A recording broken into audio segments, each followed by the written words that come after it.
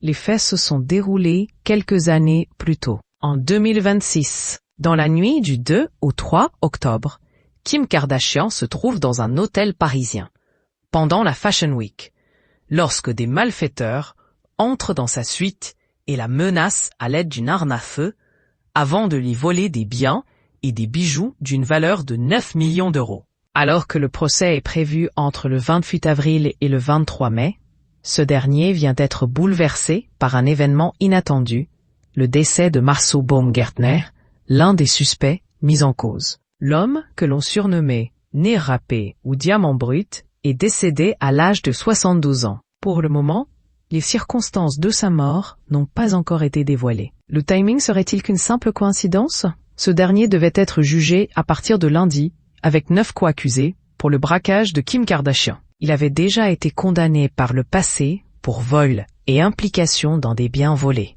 Peu avant sa mort, Marceau Baumgärtner aurait également reçu des menaces émanant d'un crime organisé, rapporte le journal Mirror. Monsieur Baumgärtner avait été libéré sous caution à la suite de son arrestation pour le vol de Kim Kardashian il y a 8 ans et vivait à Paris tout en faisant régulièrement rapport à la police. Son nom était sur la liste des accusés pour le procès et il était très enthousiaste à l'idée d'effacer son nom au tribunal, a déclaré une source au Mail Online. C'était jusqu'à sa mort subite dans le 10e arrondissement de Paris le 6 mars. Il était soupçonné d'avoir fait une liaison avec des gangs mafieux du monde entier au sujet des bijoux Kardashian. Et les criminels sont connus pour avoir proféré des menaces contre lui, à la suite d'une publicité généralisée liée à l'affaire, a ajouté cette dernière.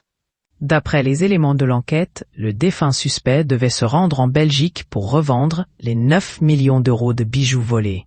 Avant son décès, il avait admis s'être rendu à Anvers accompagné d'un autre accusé pour vendre de l'or fondu.